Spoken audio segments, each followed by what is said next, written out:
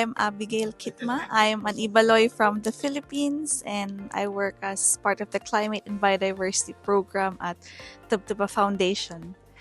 I'm here at SBSTTA-27 right now in Panama, and we've just finished the discussion on some of the key agenda items, and the one I'm following is on item 3, which is the global review on the collective progress on the implementation of the KMGBF.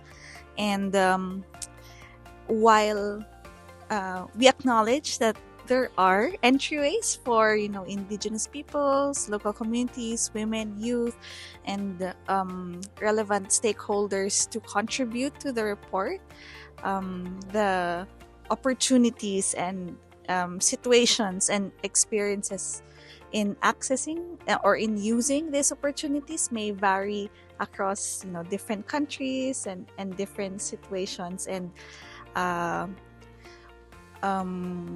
so I think it's really good to see that there is some inclusion in the draft recommendation, and especially that there are added opportunities to contribute. For example, there's a possibility for a technical dialogue, for inputs for a workshop where inputs from actors other than national governments can contribute. And I think this is an opportunity for us as women, as indigenous peoples and local communities, as youth, to also bring our voices to the global table.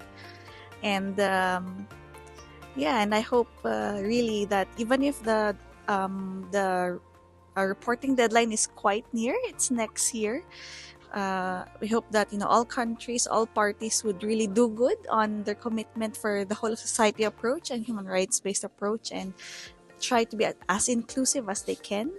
And not only this reporting process or cycle, but also in the next ones. And in the next days, we'll be having the subsidiary body on Article 8J. And this process on collecting information will also continue there, because SB8J will be having an agenda on inputs on related to traditional knowledge for the global review. So that's an opportunity, especially for indigenous women, for women from indigenous peoples and local communities, to also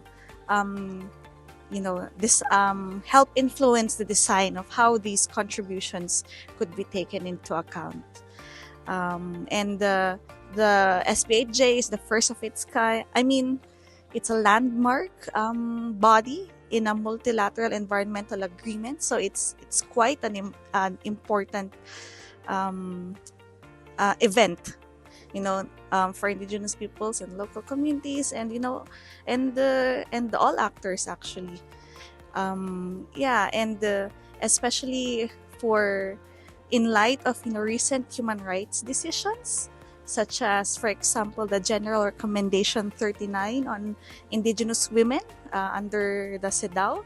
I think the SB8J and the Gender Action Plan in the CBD could help also contribute in realizing the General Recommendations 39 and vice versa. And I think that's what I'm hoping for to come out of the SB8J, to have stronger linkages with how a human rights-based approach and a gender-responsive approach could be built into the actual implementation of the convention. So that's all. Thank you.